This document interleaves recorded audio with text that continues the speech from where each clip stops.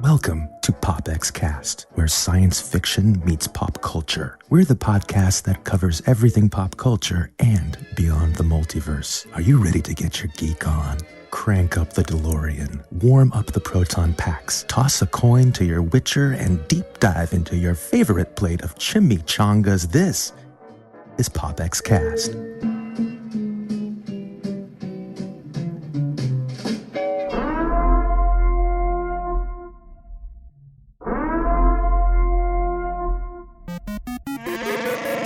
You are listening to PopXcast, where science fiction meets pop culture.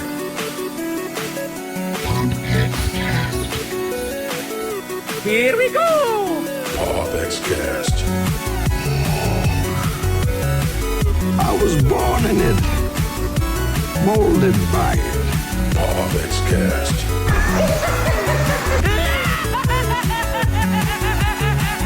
No strings on me. Autobots, transform.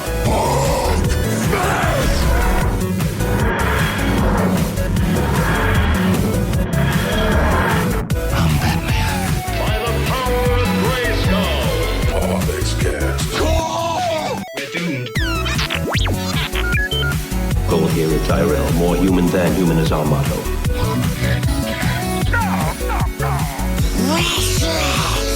Here's Johnny. Never had a pet pony. Hasta la vista, baby. PopXcast. Captain's log supplemental. Negasonic Teenage. What the I am the one who knocks. Excelsior! And Excelsior. Welcome, everyone. This is PopXcast, episode 132, coming to you on October the 17th, 2021. What's up, Lindsay Badger in the house? Hey, what's up, Joe? How you doing, girl? How's it going in your neck of the woods? It's been an awesome weekend, and it's just like the fireworks show at the end of an awesome holiday as PopX with you, Joe. I know. It's been a very busy weekend here in the Burke household. The wife and I are preparing to leave for about 9 days. We're going to be gone. Someone's going on vacation. Right. So this Jealous. week we're out of here. We're going up into the Great Smoky Mountains, and so it's going to be gone for a while. So I'm excited about that. I'm excited just to get away and be in nature, especially right in the middle of autumn. In the Smoky Mountains. The trees all turning those beautiful browns and oranges and reds and yellows, and the brisk air, and I can't wait. That smell. You're looking at like 40s. I think it's 40s in the night. Can you maybe. just send me a box of the air? Because I want to smell the mountains and the woods and the brisk, crisp air. I promise. That's like literally fall in a jar. I know. What that it is. And I can't wait to just get up there and see the scenery and take some pictures and be with my better half and just enjoy the scenic beauty of the Great Smoky Mountains. Yeah, if you've never been, I mean, it's been... We'll all be living vicariously through your stories on Instagram and Facebook. I appreciate it. But it's good to get away, It's good to get away, refresh, reset, and just kind of, enjoy some downtime. Change of scenery is always a good thing for the mind. Exactly. And if you're noticing a change of scenery, there's a third person not here tonight. I want you guys to know he is en route as we speak, I believe, to Tennessee. It's either Nashville or Memphis. Can't remember which one, but Austin is doing. He's on the way to a film review as we speak. I did notice there was a few less pop vinyls laying around in the room. Yeah, all I got's a bunny. I just got. I have some bunnies. I got a glowing bunny here. I mean, I got this guy over here. He's kind of hanging out. Wow, that's really bright. Look at that. Holy cow. You must have charged him up for the show. It's an Infinity Stone bunny. All right, anyway. Is that the Tesseract? It is the Tesseract. It's the Bunneract. Joe has the Mind Stone. If anybody wanted to know where it happened to I got the Fart Stone. That's all I got. That is it. I mean, there's it's really probably not one of that those much. junk drawer ones anyway. I don't know what's happening right now. But anyway, but Austin's not here, but he will be back on episode 133. We're going to try and break down Dune, but we're going to be trying to do as we say in Kentucky, a twofer. We're going to try to bring back origin stories from PopXcast, where we're going to unveil Adam Warlock. It was just announced this week who the actor is that's going to be playing Adam Warlock in the upcoming Guardians of the Galaxy. So we're going to be doing a double header, maybe a triple header. We may even throw in I'm a sucker for a good origin story, so I'm excited about that coming up. Yes. Yeah.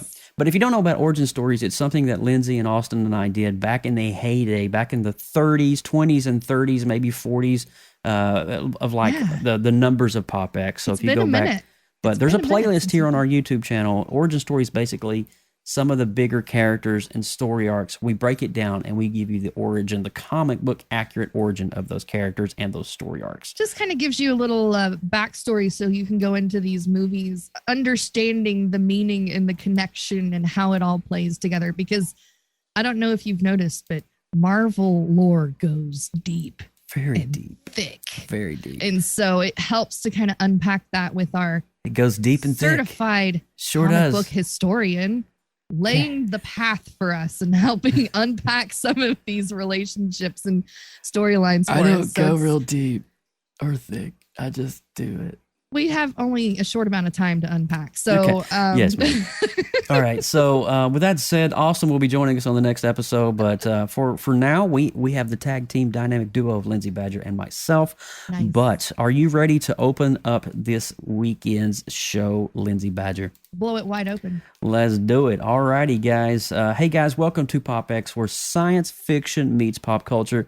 I want to say a big hello and invite everyone that's joining us right now on our live to come over to popx.live if you're watching this on whatever stream, whatever audio source, wherever you were watching PopX, to come join the live chat room when we are doing these live streams, and you can actually interact and engage with us in real time. Now, come hang out with us and join the conversation over at popxcast.com. Now, if this is your first time tuning into PopX, the first 10 or 15 minutes, we generally run down some headlines since our last show. Then we deep dive into all things nostalgic on the retro rewind at the halfway point. Now, that's when we go and we hit the show's topic. The show's topic this week is, of course, Marvel's What If. And so I am Joseph Burke, Central Florida seasoned comic book nerd and retro enthusiast. So glad to have you guys on board with me tonight. And hats off to my amazing counterpart over here beside me, Miss Lindsay Badger. Hey. She is a co-creator of a lot of things that we do. PopX, created Multiverse, Artnuary. A lot of many facets of what we do are kind of... We have a lot of fun projects. There's together, a lot of webs. we? There's a lot of spider webs that Peter Parker has. There's a lot of layers. But Lots I want to of layers. encourage you guys tonight. If you notice, there's a pinned comment in the popx.live chat room. That comment is an actual link to tonight's show immediately following PopXcast 132. You guys can come over to the Haps and join us as we continue in Inktober, which is this month's art challenge. And we'll be doing some cool art, hanging out with some cool people, having some cool conversation. And it'll be Lindsay, myself, and a few people in the chat here, I do believe. Yes. So come and join us. Click that link. Yeah, Go ahead. we do have some art crew with us that regularly hangs out with us, but we love anybody to come by and come get nerdy with us over on the post show and unpack and get to know us a little bit better. And we get to know you, which I think is the most exciting part. Absolutely. But our last episode, let's talk about that for a second. Episode 131. Mm-hmm. I can't believe I'm even saying that number It's right crazy. now. That's It's such a ridiculous. big number. Yeah. All right. So we did a little review of the sequel of the Venom movie called Venom Let There Be Carnage. And we took a look back at the movie The Lost Boys on the Retro Rewind, which was a fun conversation as well. So make sure you go back and check that out on our official website at popxcast.com. And all of the other shows, all 131 past shows are there for you to enjoy and geek out on as well. If you like what you're checking out tonight, after the show, make sure you go and subscribe. Actually, you can do that right now. How about we all do this together? Let's click the subscribe button together. Click the bell, turn that on, because we do schedule our lives ahead of time. And so you'll know when we're coming on live next and what the topic's going to be. Also, since that subscribe button's so close, slap that thumbs up. Slap it hard. Slap that thumbs up button. Slap it hard. We like Slap it. it real hard.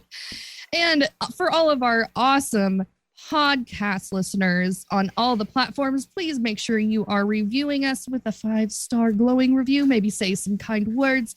It makes us feel good about ourselves. And I'm glad you mentioned that, Lindsay. I want to make a quick announcement here. Oh, please. PopX, over the past, since our last show, we are now streaming on some of the major networks, including Player FM, Pandora, iHeartRadio, Google Podcasts, Listen Notes, and TuneIn with Alexa. Can't say her because my house is wired with her. Let's not trigger. If you say the command, she will play the show. If you search us on Pandora, wherever, PopXcast is now there. So enjoy, all right? And while we're clicking buttons, hit the share button to any of your favorite social media so that you can have your friends join you in the live chat too. It'll be great. It'll be fun times. Are you ready for some news? Let's unpack that. Yes. Are you ready? We're going to unpack all the things tonight. We're unpacking That's like a lot. My phrase We're tonight, packing it so up. you're going to hear it a couple times. Oh, let's do it. All right, so I'll be right. Don't go anywhere. We'll be right back. PopX News coming your way right now. Extra, read all about it. This is PopX News, coming to you live right here on PopXcast.com. All right. Well, my wife and I, we had the pleasure of watching this particular film just last night. Truly mind-blowing as we are watching this. John Carpenter is literally at the height. I think it's some of his best stuff he's doing here lately. Halloween Kills is literally slaying it at the box office this weekend. And its opening weekend, the sequel from the director David Gordon with producer John Carpenter will earn $50.35 million in its first 3 days at the box office. Now, that's the strongest opening for a horror movie on an R-rated film since the pandemic began. It's also enough to dethrone Daniel Craig's James Bond, oh my gosh, I can't believe this, No Time to Die, for the top spot on this weekend's chart. What? Michael Myers beat out Bond? has beat out Bond. I am not lying. Shut the front door. No Time to Die saw a 55% drop from last weekend's franchise best opening weekend, earning another $24 million to bring its domestic total to shy of $100 million. Now, critics aren't loving Halloween Kills as much as the fans, giving it kind of a rotten aggregate rating on Rotten Tomatoes. Now, it's one of those ones, it's critics, fans. You know, you got your franchise lovers. But comicbook.com's Patrick Kavanaugh gave the film a middling 3 out of 5 reviews, saying Halloween Kills doesn't really bring anything new to the series, yet does find ways to improve the previously introduced ideas and weaves them together in at least a slightly more effective way. Now, outside of those elements, audiences are given 105 minutes of just Michael Myers stalking, killing his prey on the streets of Haddonfield, Ohio. I mean, it's just crazy how he's doing this. Haddonfield, in relatively new, inventive, and compelling ways. All the while, the signature sounds of the series amplify the intensity of the film. Now, I will say that's not a bad review. It's not actually a nice. It's very generous. It's very generous. Yeah. But I will say this: I went and saw it last night, and I honestly. This film is definitely a crowd pleaser. It brings back so many elements, like this new series that they have created together, Gordon and Carpenter and Carrie Fisher. Not Carrie Fisher. Hold on. I was like, wait a minute, not Carrie Fisher. In this? Anyway, how did that work? But out? they have all come together and woven in. They've totally disbanded the entire Halloween movies, starting with Halloween 2. Past that. So Season of the Witch, Halloween 4, Halloween 5, Halloween H2O, Halloween Resurrection, none of those exist in this timeline. They're going back to the source movie and creating a trilogy from that, immediately following the events when Dr. Loomis looks over the pier at the end of the 1978 film and he sees on the balcony that Michael Myers' body is gone. What happens then? And this film is just amazing how it does that.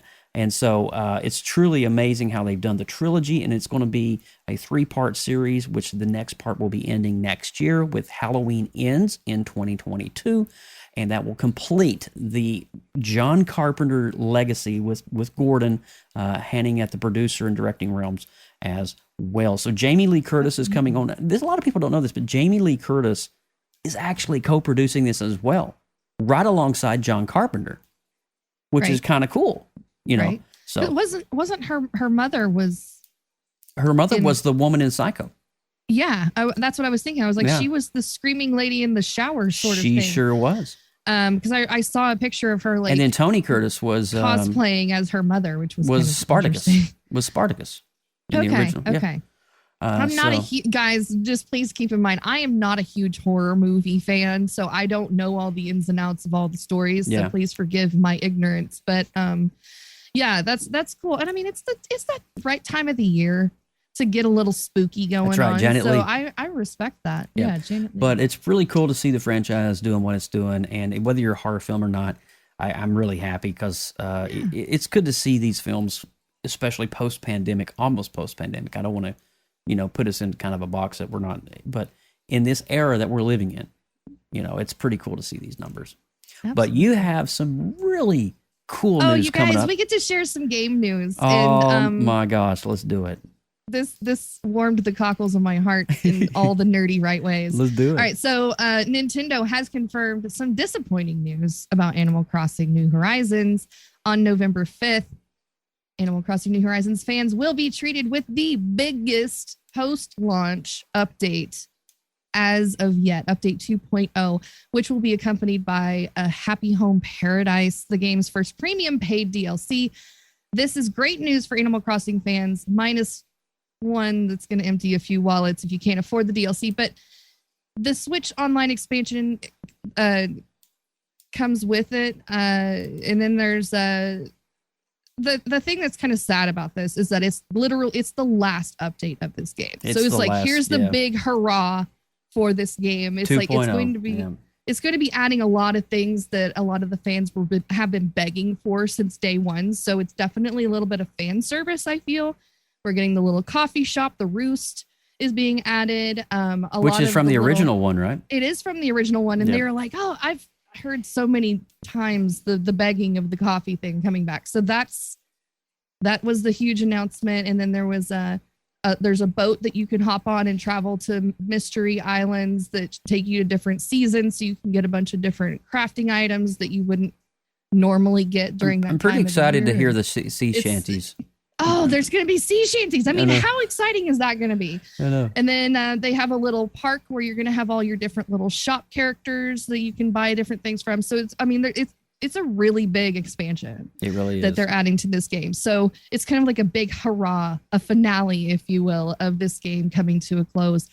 And I will be playing it like no other again. I can already tell. I'm gonna be. I told my husband, I was like, I'm gonna reset my island and start over. He's like, oh God, no, please don't. Yeah.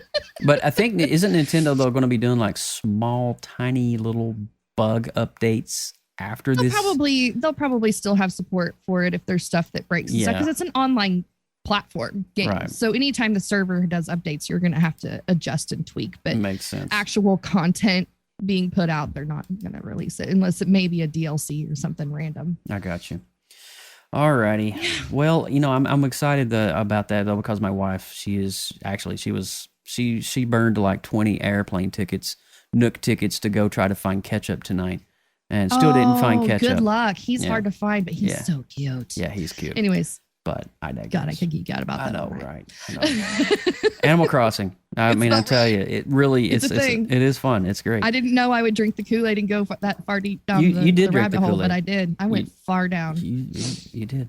All right, on the heels of that, we have some more crazy DC news, and this is coming off the heels of DC's Fandom, which was actually last night. So although the Blue Beetle movie hasn't even started shooting yet, the film's primary creative players were still able to stop by DC Fandom to tease what's in store for the character's big screen debut. Now, director Angel Manuel Soto appeared alongside screenwriter Gareth Duane, Alculker, and Azolo Maradueno to dish out what it means to be tackling the first major superhero movie starring a Latino protagonist. Now, the movie will center around Jamie Reyes' version of the Blue Beetle, and so who better to bring to life than the filmmakers who came along with a similar background. It's nice. So you want to be able to capture this hero, you need a director and a producer that are from that ethnic culture to be able to truly. That makes perfect sense. It's a beautiful thing. And so I think it's great that they're able to combine that Mexican-American heritage in with this character and give it that spin, which is something I think that it might be lacking right now in the DC universe. We have a lot of ethnicities and cultures represented, but it's cool to see the Latino population, the Mexican-American culture, specifically getting a little bit of that limelight. Finally, he went on to say in a quote, "It's going to be fun, it's going to be funny, it's going to be crazy," said Dune Alacoker. I hope I'm saying that right. I suck with those kind of names. It sounds right to me. Alcocia. Anyway, but it also has feelings. Latin American people are all of those things. And the movie reflects just that. This contains all of what's great about Blue Beetle, in my opinion.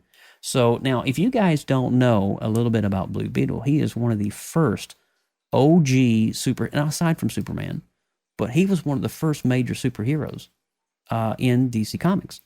And he was part of the Justice Society for a little while. But Blue Beetle is just an amazing character. He's right up there with the Shadow and just all of those crazy, the Phantom. And so Blue Beetle goes back, I believe, to the 40s in the original comic books. So he's about as old as Superman and Batman. But pretty cool to see that and what DC is doing. I'm with glad that they're bringing that to light and kind of shining. Yeah, absolutely. I like how it has the feelings because the Latin culture is so passionate and emotional. So I'm glad that it has that highlighted. Absolutely. Blue Beetle, ladies and gentlemen. Blue Beetle. Well, we're going to continue with a little more DC because it was a big week for DC this week. They had the fandom going on and had a lot of different announcements made this week.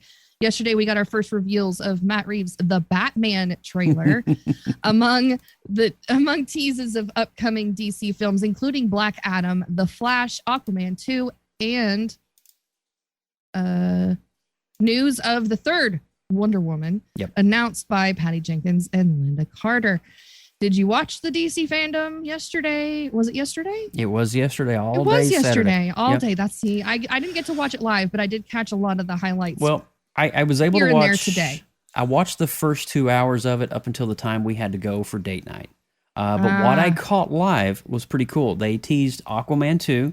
And it's something with the gods, I believe. Let's go. But I know. Swoon. I love me some Aquaman. Some Momoa. But that's... It's in the water. Come on. Joe. Okay. I see what you did. For the children. For the children.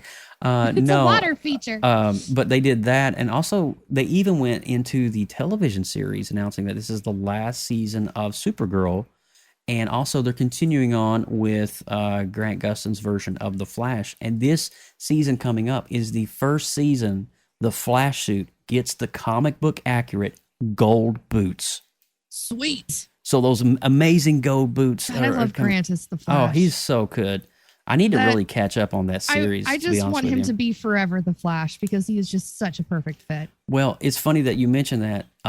Speaking of the Flash, they gave a Flash teaser using Michael Keaton's voice as a narrative, and we got to see not in the front, but the rear view of Michael Keaton's '89 Batman walking out. Let's go. It was so good. And so it was cool to see the new Flash suit, which has all kinds of really cool luminescent features around it. It's not like the cheesy one we saw from Justice League, which looks like rubber bands. Yeah. This is a full-on Flash suit. And what they're doing is they're setting up Flashpoint. And if you know anything about that from the series, Flashpoint, it just changes everything. And so super excited.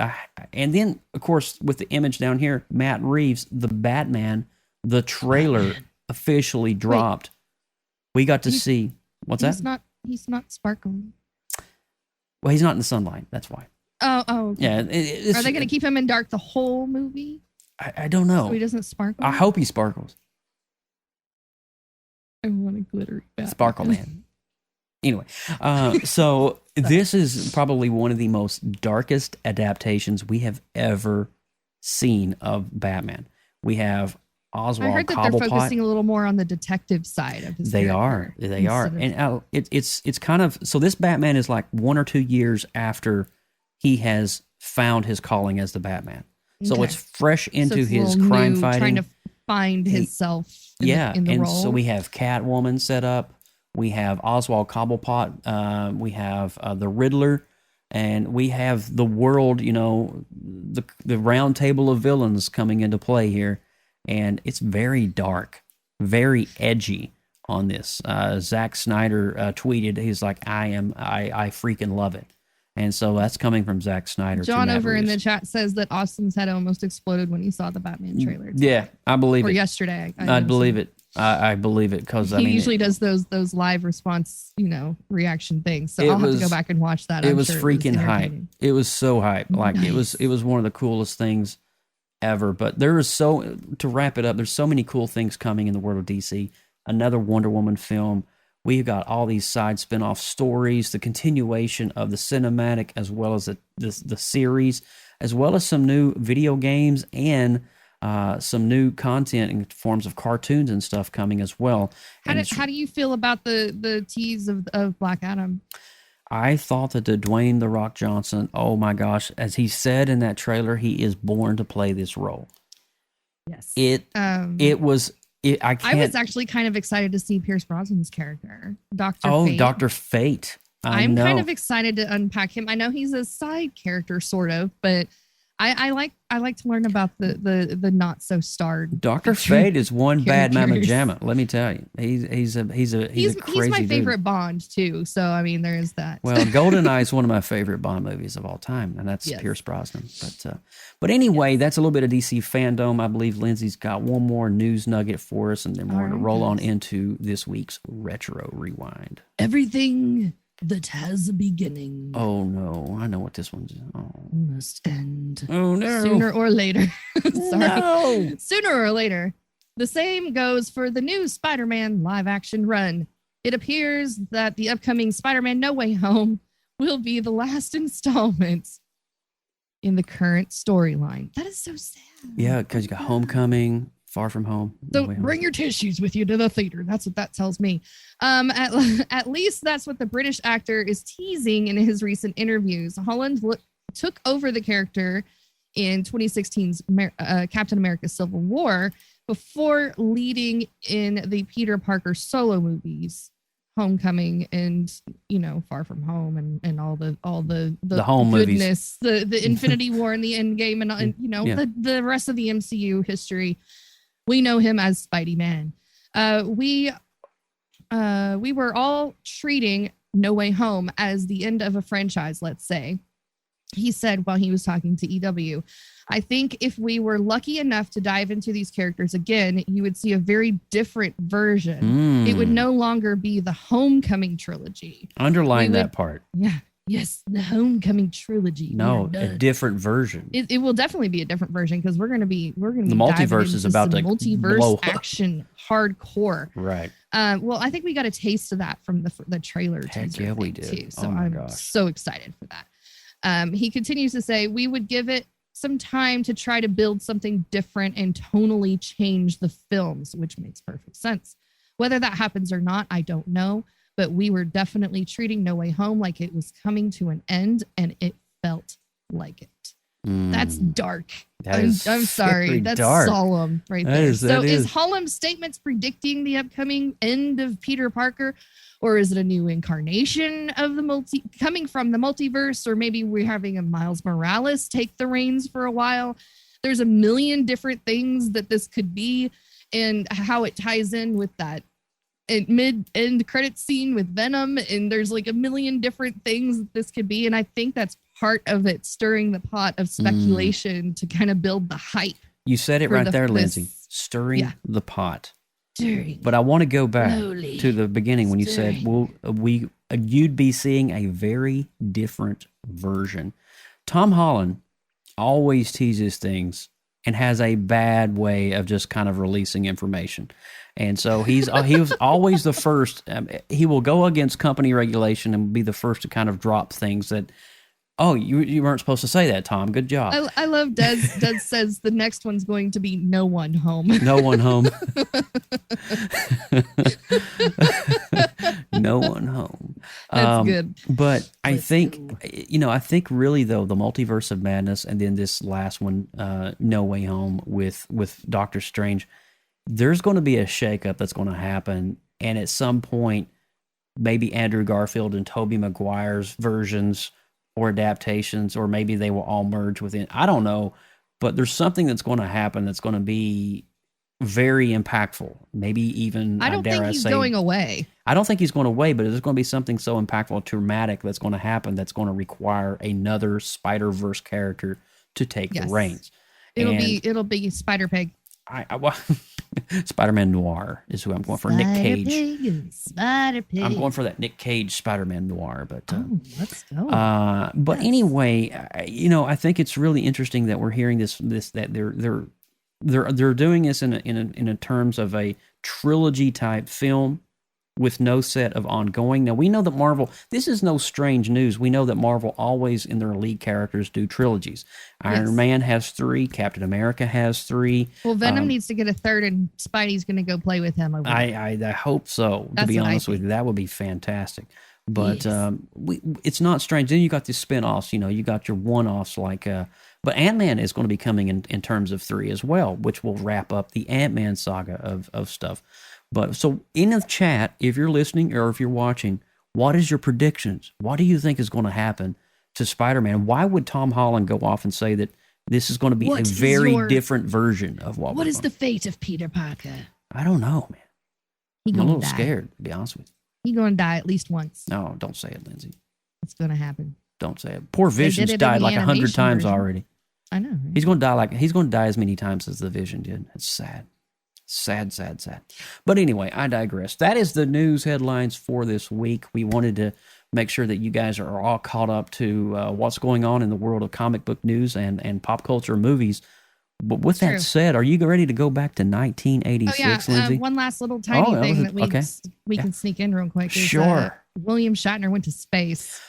Yes, he did. We don't have to put a whole full article in there, but we did put a man in space this week.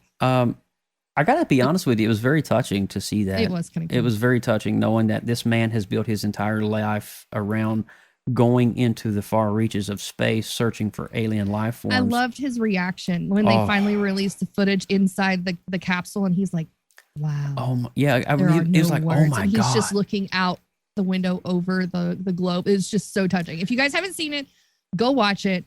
Have a moment with Captain Kirk being a legit I think since you said that, I have this really, really awesome quote, and I think it's just timely, it's relevant, and I need to share it since you brought that up. There's a quote that he shared when he was in space, and this is coming from the mind of a very brilliant, seasoned actor, and he said, and I quote, this is William Shatner literally talking to Jeff Bezos, and to see the blue color whip by.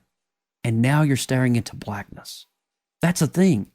This covering of blue is this sheet, this blanket, this comforter of blue around that we have around us. We think, oh, that's the blue sky. Then suddenly you shoot through all of it and suddenly you whip up. The sheet is torn off of you when you're asleep and you're awake and you're looking into nothing but blackness, into black ugliness. And then you look down and there's the blue down there and there's the black up there. And there's Mother Earth and comfort. And is there death? Is that the way death is? End quote. William Shatner. He had such profound remarks. My after gosh. he came back down. So good.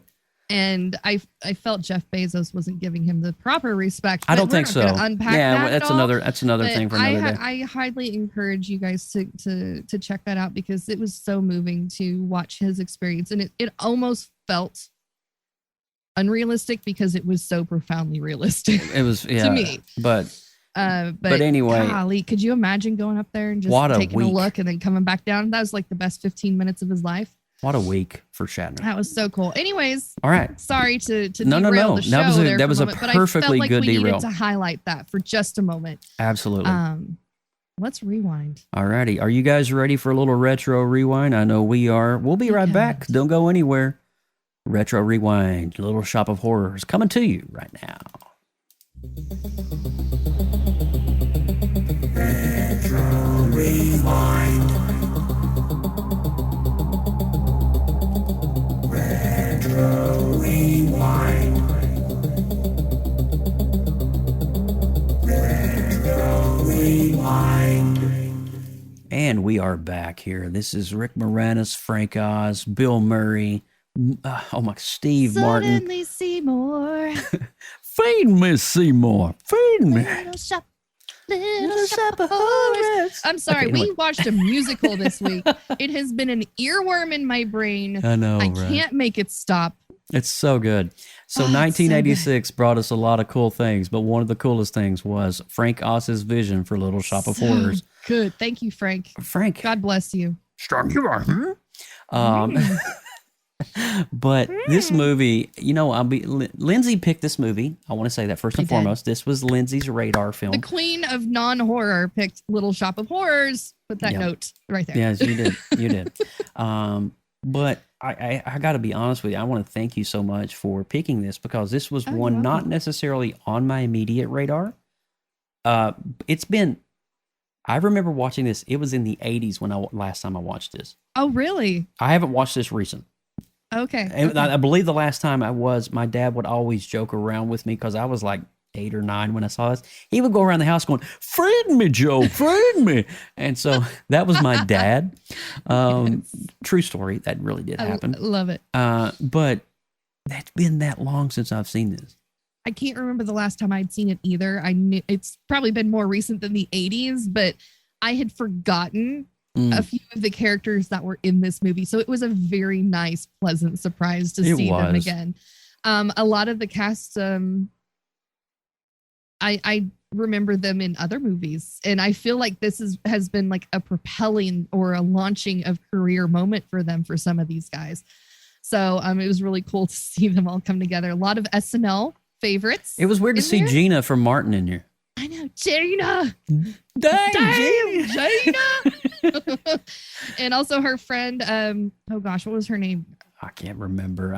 I suck with names. I'm a horrible human being. Tachina Arnold. Yeah, Tachina Arnold is the actress's name. I have the Google.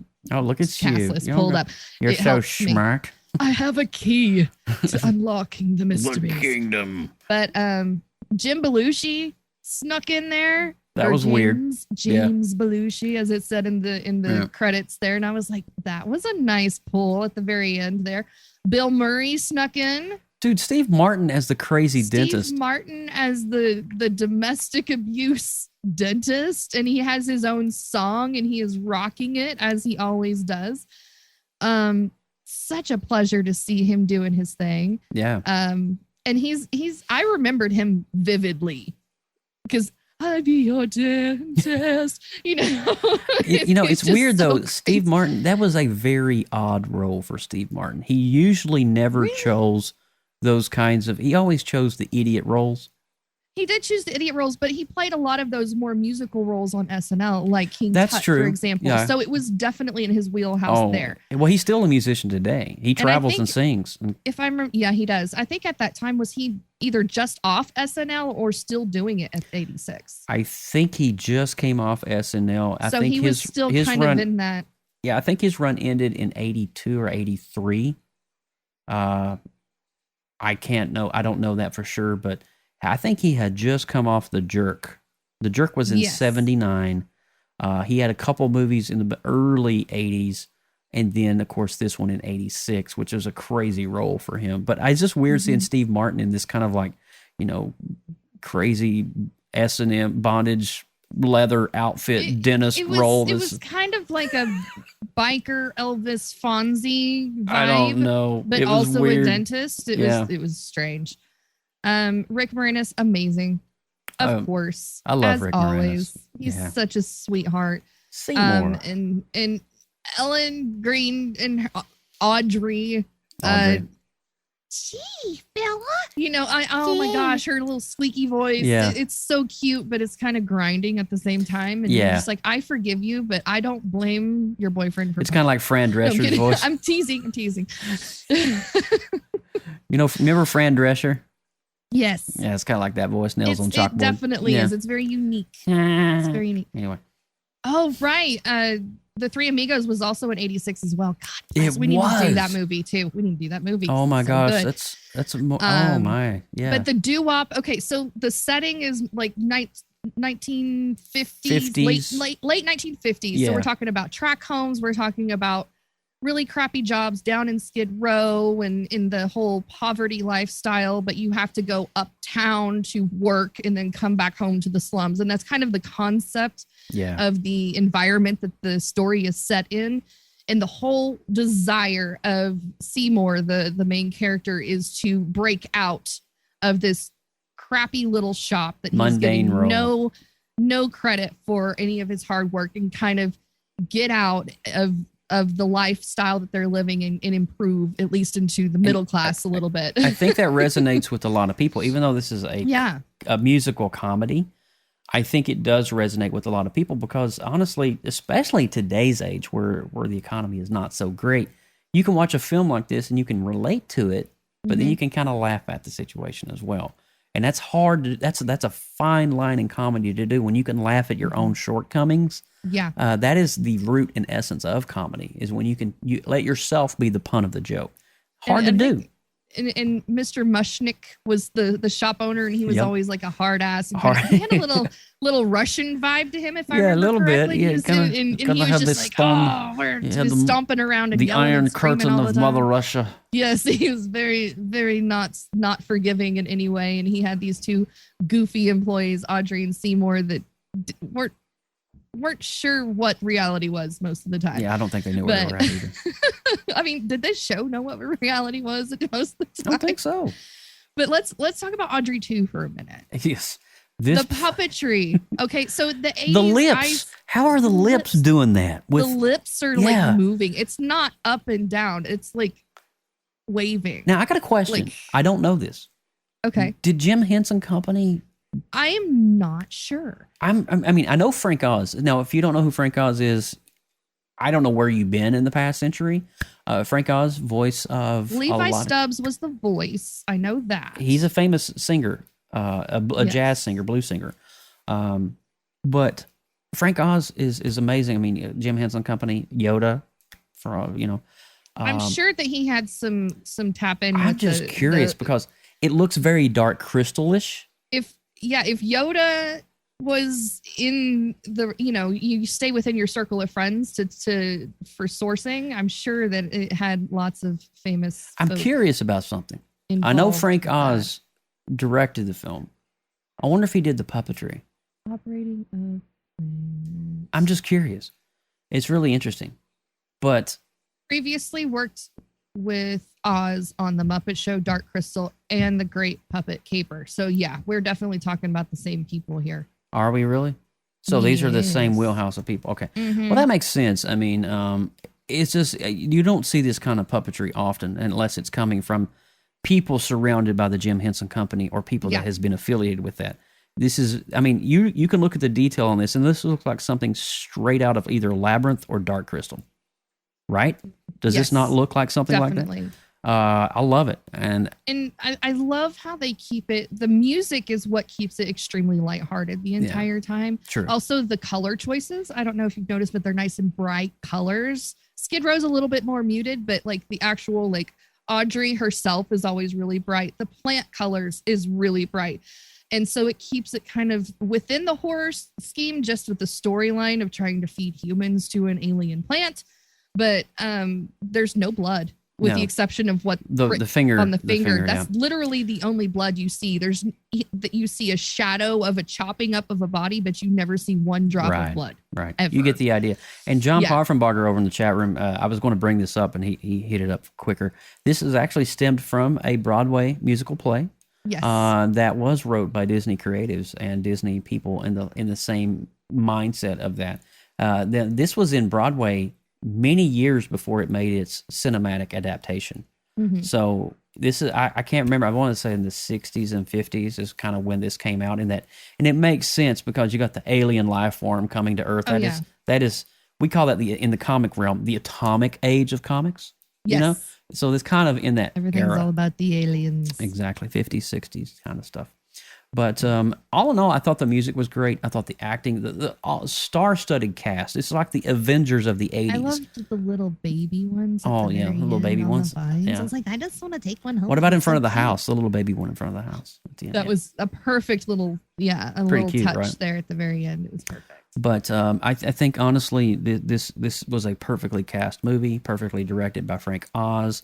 If you're not into musicals, you might want to just maybe go hide somewhere in a cave for a while because. Well, I mean, and this was it was PG-13. Roger Corman, 1960, says John Parker. I think it's very loosely a PG-13. It could. Yeah. I mean, I would have been okay with letting my kids see that.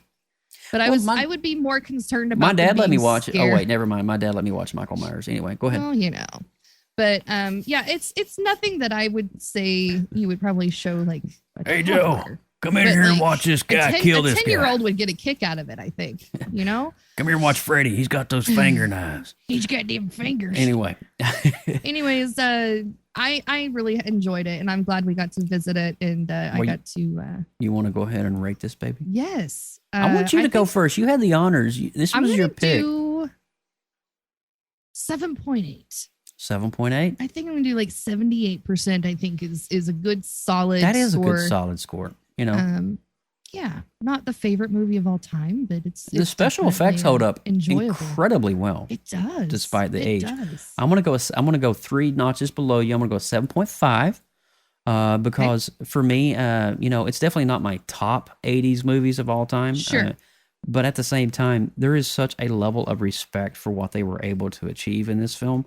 Very good. In terms of, the cast, the music, the animatronics. That's right on par with the ratings that I was telling you earlier. Is it really? IMDb is a 7 out of 10. Oh, okay. Metacritic is 81, and Rotten Tomatoes surprisingly is at a 90%. So they're definitely up there. Very nice. It's a good movie. If you guys haven't seen it in a while, go do a rewatch. It's on HBO Max right now. I'm glad you said that. I was getting ready to go. Yes. Yep. It's on HBO Max, which is where we both saw it. But it is a good film, and it's a good time. And you can let your kids. Perfect time of the year. Yeah, you got time of the year 12, 13-year-old. I would recommend it for that age. Yeah, for sure. Preteens, for sure. And there's no language or innuendos in there. It's just straight comedy. But with all that said, you ready to go into What If? Let's do it. All righty. All right. So we're going to roll the spoiler alert warning in case you haven't seen all 8 episodes of What If. I believe it's 8. Or yeah, I think it is. But if you've not seen all the episodes, you might want to hit the pause button and come back. We are going to be talking about a few things that could be spoilers, especially when we start talking about the latter half, the latter 4 issues of this particular series. So with all that said, we'll be right back. You are about to enter a PopX spoiler alert. Beyond this point, there is no return. You have been warned. All right, you have been warned, and this is 9 episodes of What If. I said 8. I meant to say 9. But we originally, a few episodes back, we talked about the first 2 when they came out, which was to recap what if Captain Carter were the first Avenger, and what if T'Challa became Star-Lord. Now, we had talked about these previously, so we're not going to, if you want to go back to episodes 129, I believe it was, you can actually get a refresher on those specifically. But we're going to be covering on the other parts of that, which will be the latter 7 specifically. Now, we're not going to break down the elements of each one and rate each one individually. We're going to give it to you as a whole effort. So I have a lot to say about it, but I want to hear what Lindsay has to say about it because you're approaching this because you were very unfamiliar with the What If series. I remember you asking me. I kind of knew a concept just because of a conversation we'd had way before they even announced this, before it was even a figment. Well, the comics. We were talking more about the books. We were talking because I think it was one night we were just hanging out. You were going through your bag and boarding process of your books, and you had stumbled upon these and explained to me what they were. Yep. I thought that was a very interesting concept, but now that they're actually being brought into the cinematic universe and tying into this current MCU storyline, it's just a phenomenal moment in history of geekiness. And this is the number 3 was that the which one was it? Number 3 would have been The World Lost Its Mightiest Heroes. What if the world? So that's that the one. Yeah. That one broke my heart a little bit. Yeah. I'm not gonna lie. There was a lot of sadness in that one, but I mean, it happens. They're all human. Was that the one with Hawkeye and Black Widow trying to find in the boxes and stuff? Yeah. Oh, I think so. I don't know. They've all kind of blended together. They do. Well, they get a roll in together. Well, so it's weird because all 9 of these are actually a continuation of the last story, and you get the culmination of all that at the end. You see what I'm saying? So this is where Nick Fury goes through and recruits the initiative, the Avengers Initiative, and then they get mysteriously killed. Yeah. Tony Stark was the fatal injection. Clint Barton gets accidentally shoots and kills Thor. Yep. Bruce Banner explodes. Romanoff is attacked and killed while investigating murders. And before she dies, Romanoff tells Fury that the murders are related to Hope. Yep, Hope Van Dyne. Yes. And that leads us into the next episode, which I believe was What If Zombies? Yes. And so we get this. Zombies was good. Zombies was one of my favorite Zombies was episodes. fantastic. I mean, in zombie trope has been kind of overdone over the last decade or so, but they did it right. I think that Ant-Man got shafted, to be honest with you, but he was ahead. He was ahead. I did not like that. That was weird. I know he's kind of like the comedy relief of this whole storyline anyways. It's kind of like a Deadpool like, head, really? just kind of walking around. I don't know. That should have been Deadpool. It could have been Deadpool. I mean, but Deadpool wouldn't be a zombie. You know, going back to going back to episode 3, The World Lost Its Mightiest Heroes, I was shocked to see how the Hulk died.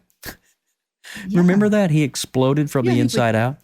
Yeah, I'm like, wait. It's like, how did that even work? I don't even know can you explain the logic of this? Because I didn't think the Incredible Hulk could die. But evidently, I guess they figured out a way. Life finds a way.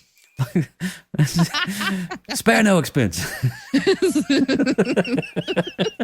Life finds a way. Welcome to Jurassic Park. Oh my gosh. So funny. Anyway. But apparently Loki kind of he teams up with Fury and sorts that out. And they find Steve Rogers in that episode too, frozen. That's right. Yes. That at the end of it. And then they summon Carol Danvers. They summon Carol, yep. Yeah. The next one, which was Doctor Strange lost his heart instead of his hands. What if?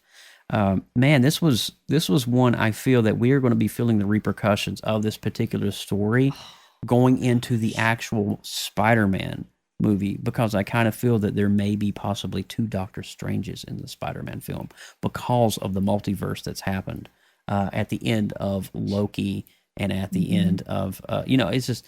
I think the timing of this episode was perfect because of course about that same time, it was either right before or right after they did the teaser trailer with the Spider-Man, where they kind of hint at shattering it into the multiverse situation, and then Makes sense. Start rolling this out too.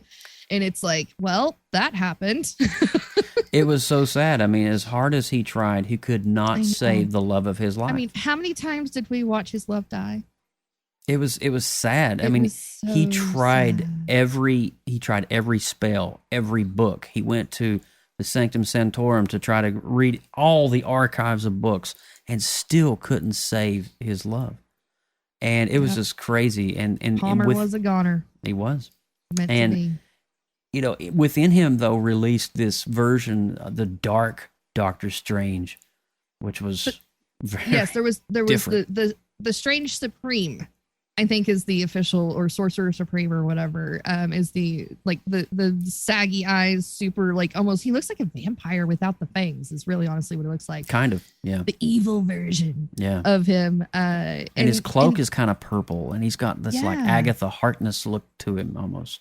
Definitely. But he, at the end of that, towards the end of that episode, is whenever he turns and looks to the Watcher. And that's whenever the first character acknowledges that the Watcher is a being that is looking over this entire existence. Didn't he say, who are you? Yeah, it was or something who like are that. you? Or he asked him for help. And the Watcher's kind of like, I don't, Yeah. that's not me, bro. Yeah. I can't do that.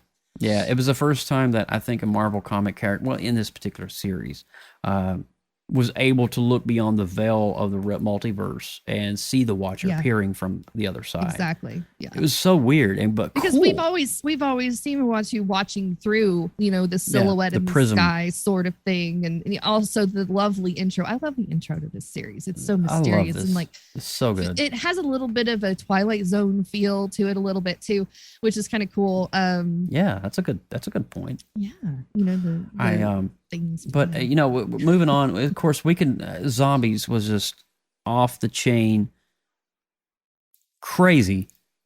It was just unreal. I think the gem of all the zombies had to be Cap, though. Oh yeah, man. Captain America was like hardcore, full zombie-age. He was so BA in that too. But he was you're like not rotting flesh on the What about skull. Scarlet Witch? She was terrifying. Oh my gosh, She was her body was terrifying. all contorted. But the thing, I felt my heart was torn on Vision because I've always loved Vision and his heart. Yeah. And then he still has that heart, but it's like for the wrong reason. Yeah. He's like, I'm doing this for her. He's literally turning people into zombies for her. And it's like, or feeding her because she was a zombie and he can't turn into a zombie. But he don't want to see her die either at the same time. He can't. So he was attracting everybody else to their location. And So he she was could just feed. picking him off and to feed her. And I was like, I get where you're coming from, bro, but that's messed up. Yeah, it's very messed up. You got to remember, though, he's a cyborg. He has no component of human, correlation. He doesn't have a soul, essentially. So, how did you like Thanos, though, as a zombie? That was different. That was really different. He was a scary purple man before. That was a bad mamma jamma right there. I didn't expect Thanos zombie. He almost had a complete gauntlet, too. He almost did, yeah. Let's see, what else was there? The zombie one was just off the rails. I mean, I had to watch it like 3 times. You had just to all understand. we had Hope go That's right. big on us, Hope. and she walked through all the Yep. zombie crowd. Yep, you had her. Then Janet Van Happy. Dyne. Happy was there. We find out that Janet Bucky. Van Dyne is the originator of this That's right. virus She's that she patient brought zero. back. She's patient zero. She brought it back from the quantum realm. She was the first one infected. Hank Pym went to get her, and in the process infecting him. And then Hank and Janet came back to reality and, of course, infected everyone. What I found was so crazy is that they were shrunk down to ant size and going around and, biting Captain America's neck and just getting them. Infecting them. I was like, wow, that's crazy to see that play out like that. But the next few were interesting. We got Killmonger rescued Tony Stark. We kind of see an alternate Black Panther come to rise. Yeah. Now that in this verse series, Star-Lord is is T'Challa. So No, T'Challa is Star-Lord. yeah, exactly. T'Challa is Star-Lord. Star-Lord is T'Challa. And so Killmonger. So now Killmonger is now is the taking Black Panther. The Black Panther.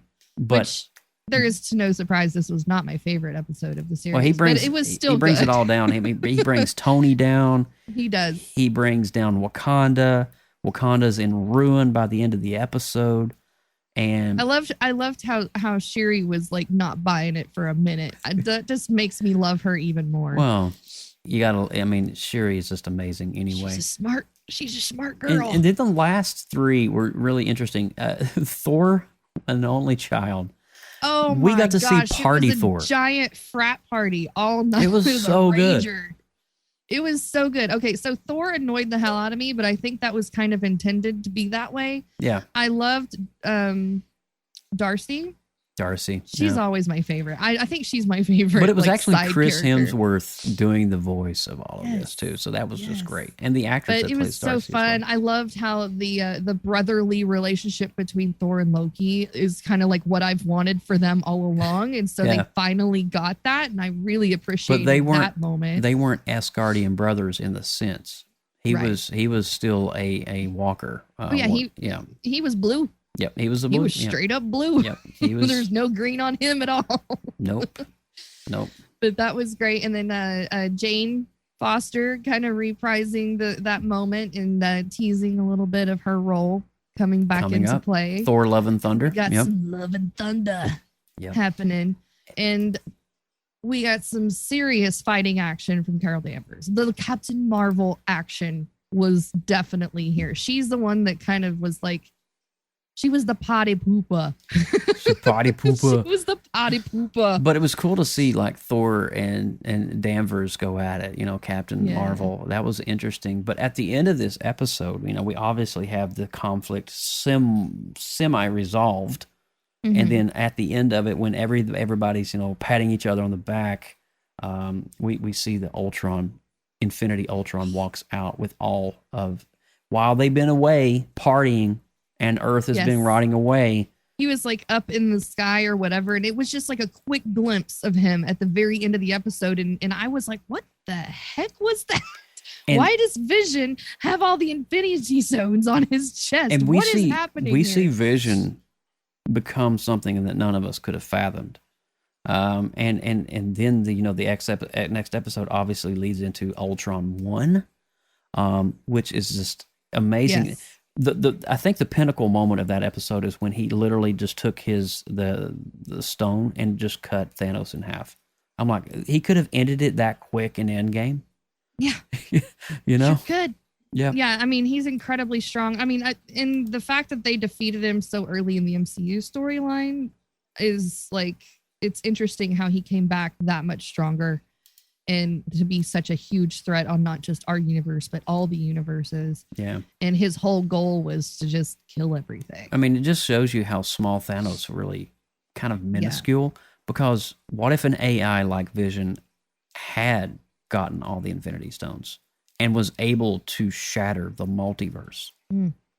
That's different. That's cool to think about. I mean, yeah. And then, of course, what if the Watcher broke his oath? That is the final episode of the series, where he recruits the Guardians of the Multiverse. He does. Which was like the Guardians. awesome. It's like, can we come up with another name? We already have the Guardians of the Galaxy, and now we have Guardians of the Multiverse. I think that's the whole point, though. Familiar language that people can connect with. Okay, fair enough. But they do rally up the team, and a few of them were just made to be as like distractions of sorts, and to slow him down while they extract the secret weapon. Yeah, and Doctor Strange was the one that figured it out. Yes, that he was kind of like the leader of the pack per se, which is kind of something I didn't necessarily expect as a grand finale of the storyline.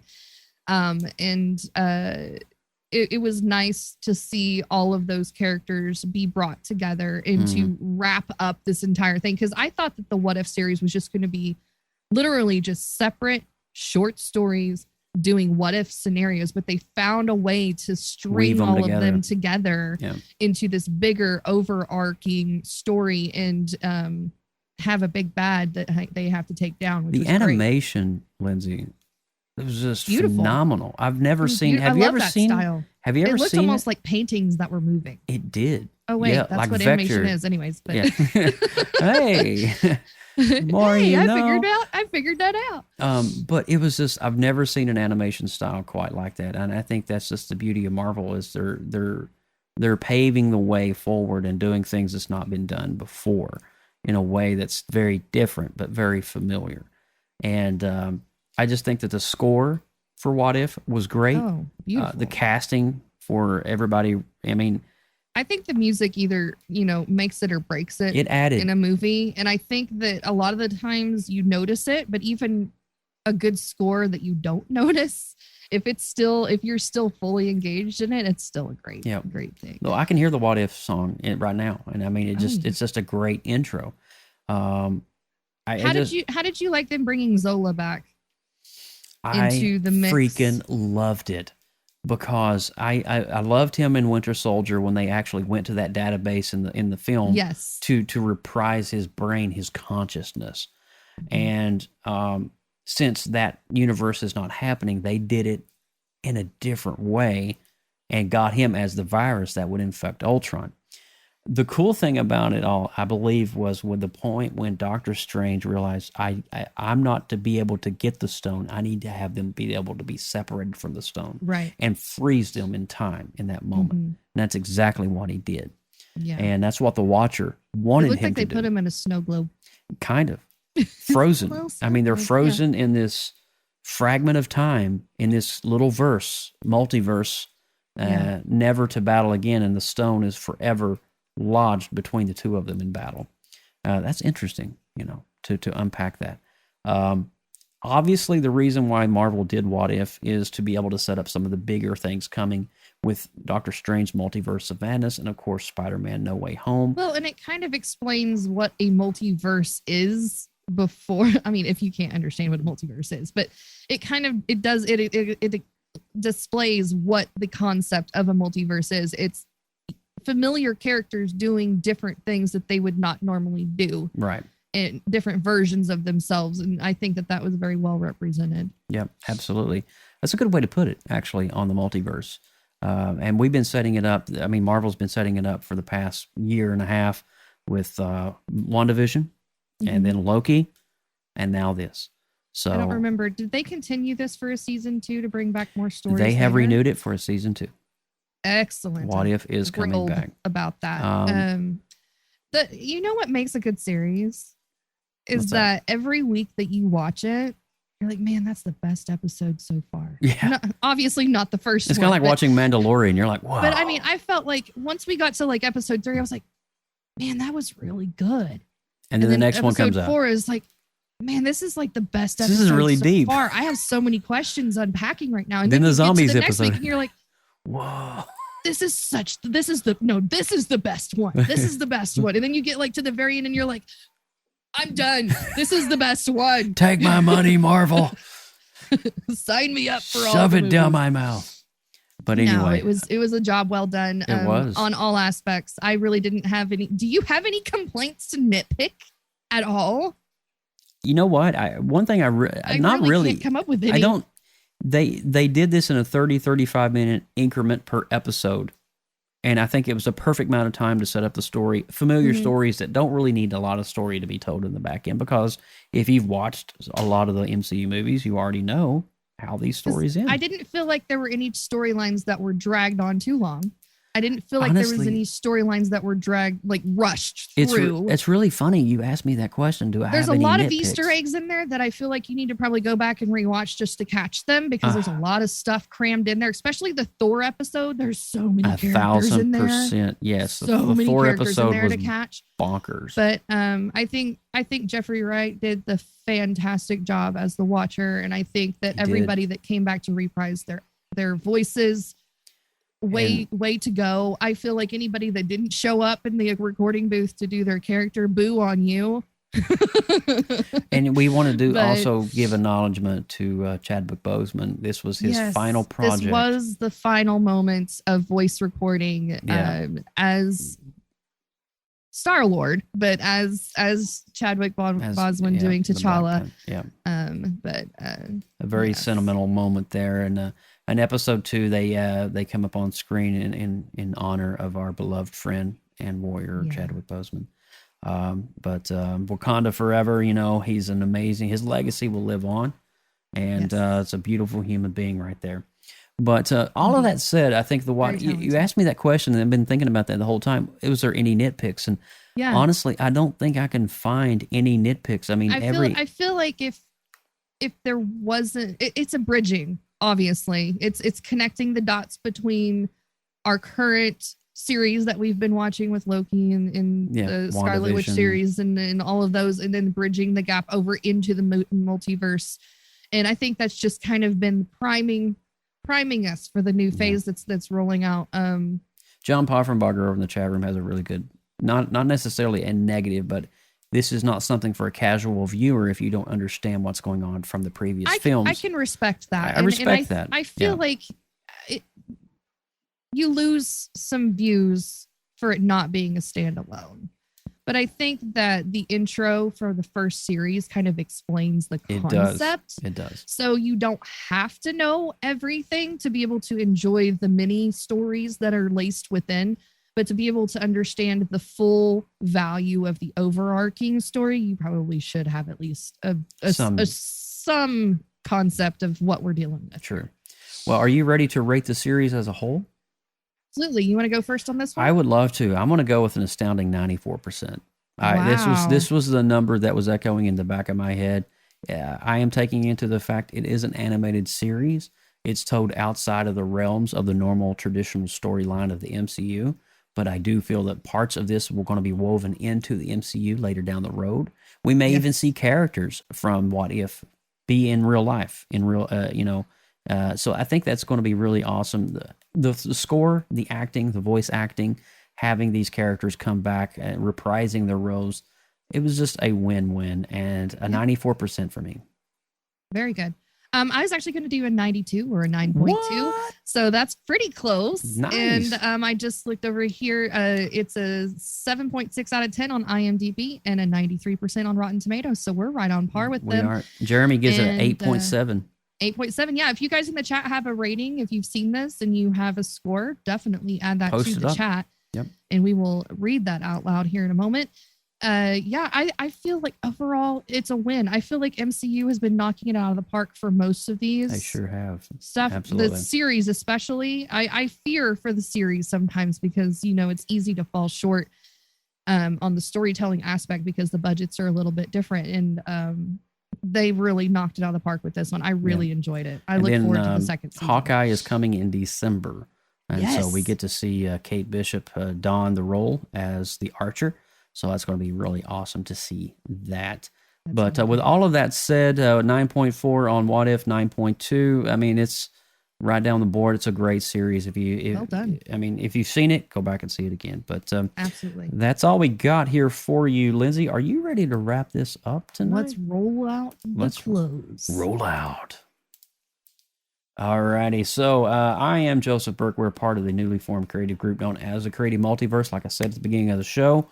If you want to come hang out with us in roughly about 45 minutes, we'll be over on the link that's already posted and pinned to this chat room over at popx.live. And come join us on Twitter, Facebook, Instagram, all at the Creative Multiverse. And if you are a creative and you produce content or have a talent, then we want to see that talent. We would be like for you to join us on the multiverse as well. And Lindsay? Yeah, just real quick, John did a 8 out of 10 on 8 his out rating. of 10, nice. Thank you for that, guys. Thanks, John. All right, so I'm Lindsay Badger. You can catch me on any of the social webs at LR Badger. If you want to connect with PopXcast, we are on social media, Facebook, Instagram, Tumblr, Twitter, and everywhere else. That handle is at PopXcast. If you like email, we have one. Send all your comments and suggestions to us at popxcast@gmail.com. Joe will personally read that email all by himself. I may even print it off and put it on my refrigerator. He might frame it. I might. I don't Also, get a for lot of future emails. and past shows, make sure you go over to our website, www.popxcast.com, for all the good stuff that's over there. What a good episode, Joe. And I am Joseph Burke at Joseph Burke Arts. Of course, hats off to Lindsay Badger. Awesome. We'll be back on our next episode. Thank you guys for hanging with us despite the Burkinator's absence. But we'll see you next time on 133. As like we said, we want to be diving into hopefully some Dune and a little bit of Adam Warlock origin story. And I do believe, if I'm not mistaken, hold on one second, we already have the planned Ghostbusters 2. There it is. There it is. Ghostbusters 2 is the retro rewind. Just in time for the new film to come out. Little something strange in the neighborhood for I know. Halloween. Who are you going to call? But from all of us here at PopXcast, thanks for listening. Thanks for downloading. And you know what? We'll see you next time. Take care and have a great Halloween. Bye, everybody.